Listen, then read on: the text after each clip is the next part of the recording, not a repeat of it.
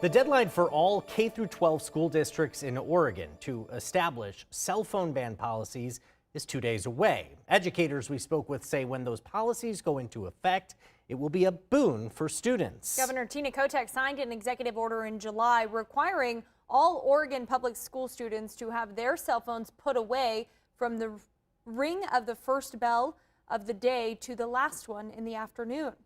Teachers say the phones in the classroom became a growing issue, especially when apps like TikTok, Instagram, and Snapchat became popular. Another issue for some districts was that each teacher needed to make their own cell phone rules. So when students would go from class to class, there was no consistency in expectations.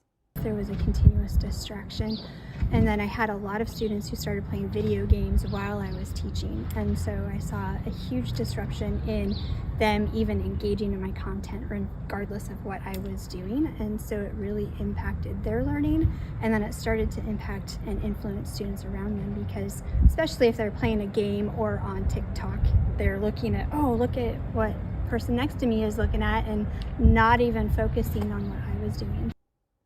Teacher Tiffany Day says things turned around when the district instituted its own cell phone policy in the 2024-25 school year, a policy it will continue to use. Meanwhile, the Eugene 4J district also had its own policy in place prior to the executive order, but the governor's mandate will require them to also restrict students from using phones during passing periods and lunch.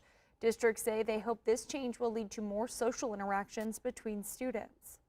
You know, the other benefit for phones being off and away during the other times is really in that it just gives students a chance to maybe refocus their attention on one another. I even had a student last week go, I kind of like it. I didn't think I would, but I kind of like it because I'm getting to know some people that I might not have gotten to know if I had my cell phone.